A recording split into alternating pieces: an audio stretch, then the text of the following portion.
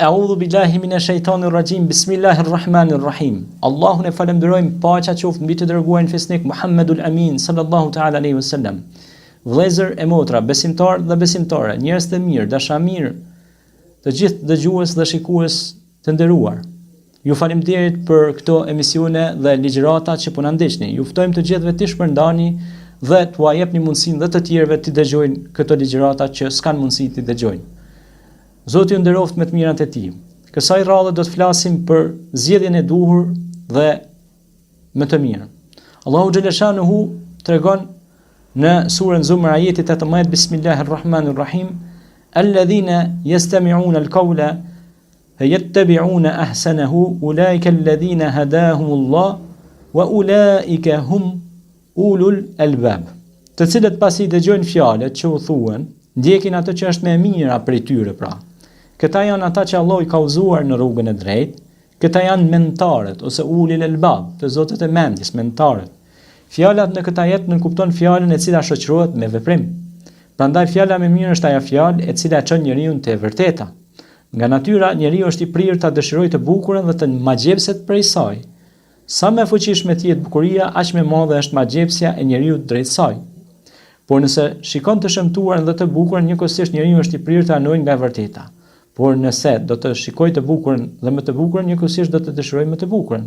Por nëse nuk do të dëshirojë më të bukurën dhe të mjaftohet vetëm më të bukurën, bëhet e qartë se ai nuk e ka dëshiruar të bukurën për hir të bukurisë së saj. Sepse po të ishte kështu, do të ishte magjepsur nga më e bukura. Prandaj, duhet ditur se shkaku i këtij ajeti përshkruar në këtë mënyrë robët e denjtë të Zotit, të cilët i dëgjojnë fjalët dhe pasojnë atë më të mirën prej tyre. Pra pasojnë mirësinë dhe rrugën e mirë. Siç erdhi një njeri në kohën e Resulullahit tonë sallallahu alaihi wasallam dhe vishej bukur, mbante lok të mirë, modest. Dhe i tha ja Resulullah, po kam frikë, mos kam rënë me një mallësi. I tha pejgamberi jon sallallahu ta'ala alaihi wasallam, Allahu jamil yuhibbu jamal. Allahu Zoti i madh është i bukur dhe e don të bukurën. Andaj të vishesh bukur është shenjë e besimtarit dhe shenjë e disiplinës dhe shenjë e pastërtisë dhe higjienës. Prandaj Allahu e don bukurinë te krijesa vet dhe pastërtinë, sepse edhe pastërtia është pjesë e kësaj. Inna Allahu yuhibbul mutatahhirin wa yuhibbut tawabin. Pra Allahu i don ata që pastrohen dhe pendohen dhe që qëndrojnë pra në pastërti dhe i përmbahen rregullave estetike. Normalisht se njerëzit sa herë që përballen pra me të drejtën dhe të kotën, pra e zgjedhin atë që është më e mira, pra zgjedhin drejtësinë. Për shembull, janë dy njerëz, janë dy palë duke diskutuar, dhe ti si besimtar lypet mendimi nga ana jote. Pa marrë parasysh ai ke shok, njënin tjetrin se ke shok, pa marrë parasysh se çka, ti duhet të marrësh anën e drejtësisë. Pra, nëse është shoku i joti, nëse është vllau i jit, ti duhet të mbash anën e drejtësisë dhe të tregosh ashtu siç është realiteti, pra, në bazë të mësimeve kuranore dhe fjalës të Zotit.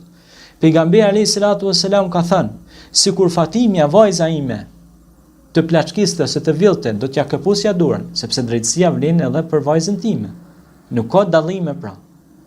Nëse ai është vajza e pejgamberit ose nëse është, domethënë, e një personaliteti me fjalë, kështu që drejtësia vlen edhe për personalitetet, vlen edhe për njerëzit e thjeshtë dhe për çdo njërin prej nesh. Prandaj, duhet të zgjedhim më të mirën, më e mira cila është të gjykojmë drejt.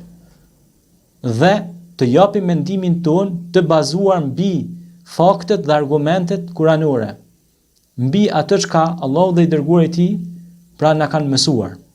Prandaj, të cilët i dëgjojnë fjalët dhe pasojnë atë më të mirën prej tyre. Pra i dëgjojnë fjalët e të tjerëve, por ne pasojmë atë çka është më e mira dhe çka është më e duhura. Këta pra thot Zoti në Kur'an, pra këta janë që Allahu i ka udhëzuar në Siratal Mustaqim. Pra, kjo fjali vën theksin atë që pasimi i fjalës më të mirë është vetë udhëzimi i Zotit.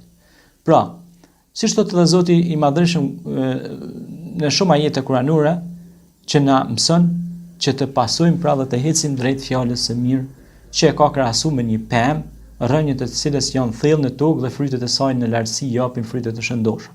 Kurse Fjalën e keqe ka tregu shumë qartë dhe ka thënë është sikur pra ajo pema që nuk i ka rrojt si duhet në tokë, kalbet e prishet, e frynera, edhe vërtit tutje pra e largon dhe e pastron dhe ajo humbet ashtu.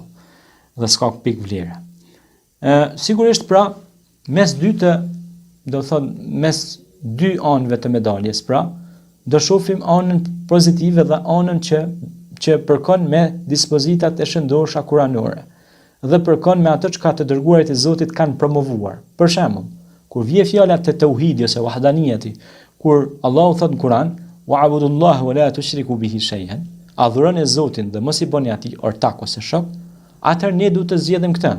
Kur një njeri i paditur del dhe thot adhuroni këto statuja ose adhuroni këtë njeri se ky është i mrrim të perëndnia ose është biri i Zotit ose runa hasha wa kella thotë është edhe Zot, atëherë ne duhet të ndalemi dhe të mendojmë dhe të analizojmë situatën dhe të vim në konstatim se ai njeri është duke gjykuar gabim dhe duhet të ta këshillojmë atë që të largohet prej kësaj epidemie mendore, prej këtij çrregullimi mendor dhe ta këshillojmë të orientohet ka rruga e duhur, rrugë e cila ka njekur miliona dietar dhe njerëz të ditur, por miliarda besimtar sot e ndjekin këtë rrugë fisnike që e ka emrin Islam, që do të thotë paqe, paqe, paqe dhe asgjë tjetër vetëm se paqe, bindje ndaj krijuesit, ndaj të lartmadhërisht, pra Allah te bareke wa taala amma yushrikun. Kur përmend thot ulil albab, mentorët, këta janë mentorë që do të thotë këta pra janë të vetmi njerëz të mençur. Mençuri do të thotë forca e cila shtyn njeriu drejt të vërtetës dhe shenja e mençurisë është ndjekja e rrugës së vërtetë, siç thot në komentim të ajetit në surën Bekara ajeti 130 me radhë, wa man yarghabu an millati Ibrahima illa man safiha nafsuhu. Fesë Ibrahimit i shmonget vetëm ai që e nënshmon vetveten. Nënshmues quhet ai person i cili nuk ndjek dhe zbaton besimin tek Zoti dhe anasjelltas. I mençur konsiderohet ai person i cili vepron dhe zbaton pra besimin tek Zoti i Madhërisëm, i cili është krijuesi im, krijuesi juaj, krijuesi i gjithë njerëzimit. E si ta mohojmë atë? Kur ai na dha gjitha të mirat, na udhzoi, na orientoi, na drejtoi dhe faleminderit atij që na dha shëndetin dhe gjitha këto të mira. Pra, gjitha këto të mira që ne do të thot na i dhuroi i Madhërismi Allah, duhet i themi faleminderit. Andaj e jona është që gjithmonë të promovojmë të mirën dhe të bojkotojmë të keqen. Të jemi gjithmonë promovues të së mirës dhe me këto ligjërime, me këto fjalime, me këto shkrime, me dhjetra libra, botime, shkrime kështu me radhë që janë bërë nga ana jon, vazhdojmë t'i bëjmë ato. Përse? Të gjitha me një qëllim, për të promovuar të mirën.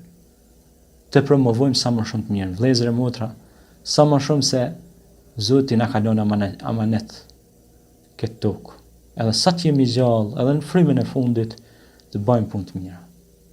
Sepse Zoti ka garantuar për besimtarin dhe për besimtaren. Për ata që bëjnë vepra të mira, Zoti ka garantuar shpëtim këtë botë dhe në botën tjetër. Andaj, vraponi sa jeni në kohën e duhur, sepse TikTok-et e urës tuaj mund të përfundojnë nga momenti në moment. Prandaj, sa më shumë bëni punë të mira, sa më shumë folni mirë, sa më shumë veproni mirë, Zoti ka me koni kënaqur me ju, me ne inshallah të gjithë ejma'in. Ju faleminderit, e qulu qawli hadha wastaghfirullah li wa lakum fastaghfiruhu innahu huwal ghafurur rahim. Assalamu alaikum.